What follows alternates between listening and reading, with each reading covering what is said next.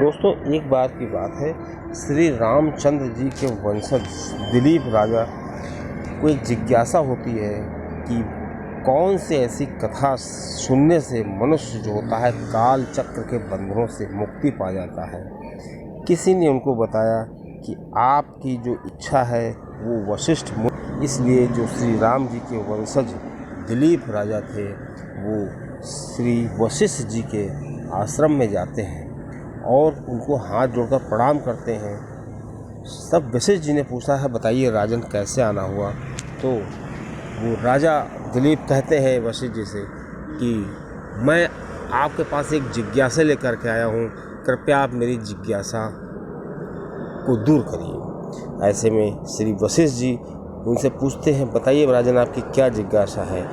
तब श्री दिलीप जी ने श्री वशिष्ठ जी से कहा कि आप कृपा करके मुझे बताइए कि एक जो मार्कंडू मुनि हुए थे, उनकी पत्नी थी मरुधवती, उन्होंने किस प्रकार अपने पत्नी के गर्भ में एक इतनी तेजस्वी संतान को उत्पन्न कराया था जो अमर हो गई थी, कल्पों कल्पों तक उसका कोई भी काल कुछ नहीं बिगाड़ सकता था। ऐसा क्या था उस कथा में, उस व्यक्ति में जिसने ऐसा किया था। दोस्तों, जब ये चीज़ श्री वशिष्ठ मुनि सुनते हैं तो वो कहते हैं कि हे राजन, आपने लोक कल्याण की बात की है। मैं आपको एक ऐसी कथा सुनाता हूँ जिसको सुनने मात्र से मनुष्य को काल चक्र से मुक्ति प्राप्त हो जाती है। अब दोस्तों, श्री वशिष्ठ जी ने कहा, मेरी कथा आप ध्यान से सुनिएगा। ऐसे में जो दिलीप राजा होते हैं हाथ जोड़ के बैठ जाते हैं और कथा को सुनने लगते हैं। ऐसे में श्री वशिष्ठ जी कहते हैं कि एक बार एक मार्कंडू मुनि थे, वो अपनी पत्नी के साथ एक कुटिया में रहा करते थे। उनकी पत्नी का नाम मरुधवती था और एक छोटे से आश्रम में रहा करते थे, लेकिन उनको कोई संतान नहीं थी। अब उनकी पत्नी ने मार्कंडू मुनि से कहा कि मुझे पुत्र प्राप्त की इच्छा है, आप कुछ भी करिए, मुझे पुत्र चाहिए। तो मार्कंडू मुनि ने अपनी पत्नी मरुधवती के साथ तपस्या की।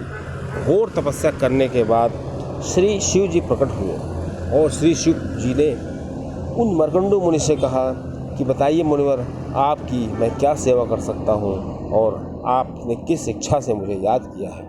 ऐसे में श्री शिव जी कहते हैं कि आप मुझसे वर मांगिए। तब मार्कंडू मुनि श्री शिव जी से कहते हैं, आप तो जानते ही हैं मेरे कोई संतान नहीं है, बस मुझे एक संतान की इच्छा है। ऐसे में श्री शिव जी कहते हैं कि मुनिवर, आपका संतान का योग नहीं है, लेकिन फिर भी आपने पुत्र प्राप्त करा सकता हूँ, लेकिन उसमें दो तरह के आपको फल प्राप्त हो सकते हैं। इसमें से कौन सा फल आप पसंद करना चाहेंगे वो बताइए। पहला जो पुत्र आपको हो सकता है उत्तम गुणों से हीन होगा और चिरंजीवी होगा, मतलब उसके अंदर गुण कोई नहीं होंगे लेकिन बहुत लंबी आयु जिएगा। आप ऐसा पुत्र चाहते हैं या ऐसा पुत्र चाहेंगे जिसकी आयु केवल 16 वर्ष हो, लेकिन वो गुणों की खान हो, गुणवान होगा, धार्मिक होगा, यशस्वी होगा। ये दो ऑप्शन सुन करके जो मार्कंडू मुनि हैं वो श्री शिव जी से कहते हैं कि अगर पुत्र चिरंजीवी है लेकिन गुणों से हीन है तो ऐसे पुत्र से कोई फ़ायदा नहीं है, मुझे आप 16 वर्ष की आयु वाला गुणवान पुत्र ही दीजिए। ऐसे में श्री शिव जी वर दे करके अंतर्ध्यान हो जाते हैं। कुछ दिनों बाद मार्कंडू मुनि की एक बालक का जन्म होता है और बालक धीरे धीरे बड़ा होने लगता है। और बालक के जन्म होने से पहले मार्कंडू मुनि ने उसमें पुरुषत्व की वृद्धि के लिए पूर्ण संस्कार कराया। और दोस्तों, उनको श्री बालक जो चाहिए था वो बालक सुंदर, तेजस्वी और तेजवान बालक चाहिएगा। अब जब बालक उत्पन्न हुआ तो श्री वेद व्यास जी मार्कंडेय मुनि के आश्रम में आए और श्री वेद व्यास जी ने स्वयं उसमें जात कर्म संस्कार किया। अब बालक जब 11 दिन का हो गया तब उसका नामकरण संस्कार किया गया और उसका नाम मार्कंडेय रखा गया। दोस्तों, बहुत ही हिसाब से श्री मुनि ने अपने बालक को पाला था। चौथे महीने में बालक बाहर आया घर के, उससे पहले वो बाहर नहीं आया था। और 6वें महीने में उसका अन्नप्राशन संस्कार हुआ। जब 2.5 वर्ष बीत गए उस बालक के, तो उसका चूड़ाकर्म संस्कार करके उसको पवित्र किया गया और श्रवण नक्षत्र में उसके कर्ण भेद किए गए। और दोस्तों, मुनिवर ने अपने बालक में ब्रह्म तेज की वृद्धि के लिए 5 वर्ष में यज्ञोपवीत संस्कार उसका कराया। अब दोस्तों, धीरे धीरे वो जो बालक था वो ज्ञान को अर्जित करने लगा, विभिन्न गुरुओं से उसने शिक्षा ली और वेदों की तरफ उसका रुख श्री मार्कंडो मुनि ने उसका कराया और धीरे धीरे उसको वेदों सब कंठस्थ होने लगे। लेकिन दोस्तों, मार्कंडो मुनि जानते थे कि मेरे बालक की उम्र केवल 16 वर्ष ही है, और 16 वर्ष जब उसके पूरे होने वाले थे तो उनके पिता मार्कंडो जी जो थे वो शोक से भर गए।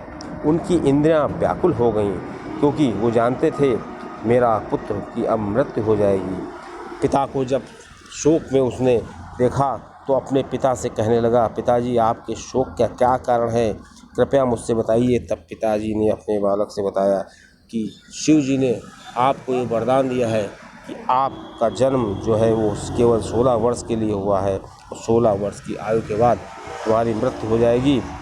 अब दोस्तों, ऐसे में वो बालक कहता है कि हे पिताजी, आप चिंता मत करिए, मैं श्री शिव जी की घोर तपस्या करूंगा और जो मेरी भाग्य में लिखा है मैं उसको काट के दिखाऊंगा। वो श्री शिव जी बहुत दयालु हैं, अपने भक्तों का बहुत ख्याल रखते हैं, वो किसी भक्त को निराश नहीं करते हैं।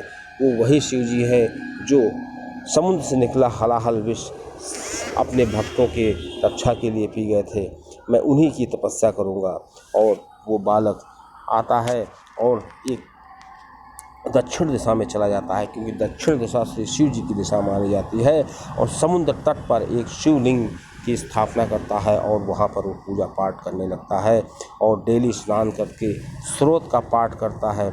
और जब तक उसके 16 वर्ष पूरे नहीं हो जाते हैं, अब उसका 16वां वर्ष पूरा हो गया था, केवल एक ही दिन बचा था।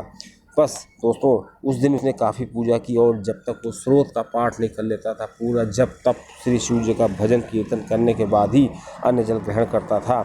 16वें दिन क्या हुआ, जब 16वें वर्ष का आखिरी दिन था, उसमें काल आया, उसके लाल लाल नेत्र थे और वो काफ़ी विकराल लग रहा था, भैंसे पर सवार था और उस पुत्र से कहने लगा, हे बालक, तू चल, तेरी उम्र पूरी हो गई है, तुझे मेरे साथ चलना होगा। तो बालक ने कहा, आप देख नहीं रहे हैं कि मैं शिव भक्ति में लगा हूँ, मैं शिव जी का स्रोत पाठ करता हूँ, उसी के बाद आपके साथ चलता हूँ, उससे पहले मैं नहीं जा सकता। ऐसे में भैंसे पर लदा हुआ जो काल था वो तेज से हंस कहने लगा, जब मैं जाता हूँ तो बड़े बड़े जो पृथ्वी के लोग होते हैं और जो दिन भर पाप करते हैं और ईश्वर को याद नहीं करते हैं, मुझे देख करके वो बड़ी बड़ी बातें करने लगते हैं। काल कहता है कि जीवन में जो कल करना चाहिए वो मनुष्य को तुरंत कर लेना चाहिए, और काल कहता है दिन में हमें कार्य पूरे कर लेना चाहिए, जिससे कि हमें रात में नींद अच्छी आए।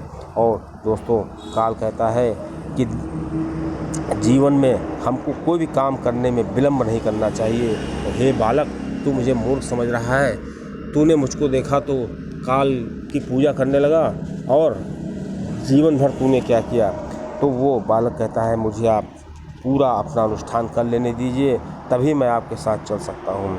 ऐसे में वो जब श्री शिव जी की जब बात करता है और वो कहता है कि ब्रह्मा विष्णु भी उसका कुछ नहीं कर सकते हैं, क्योंकि श्री शिव जी अपने भक्तों का बहुत ख्याल रखते हैं। ऐसे में काल को गुस्सा आ जाता है, वो कहता है, ठीक है, मैं तुझको अपने साथ ले जाऊंगा और देखता हूँ कैसे तुम मेरे साथ नहीं चलते हो, और तुमको तो मुझे साथ चलना पड़ेगा। गंगा में जितने भी बालू के कण हैं उससे ज़्यादा मैंने बड़े बड़े ब्राह्मणों को उनके घर से उठा लिया है, और तू जा बात करता है श्री शिव जी की भक्ति की। और उसकी जब लाल नेत्र हो जाते हैं तो काल सामने प्रकट होता है और उस बालक को अपने साथ ले जाने लगता है।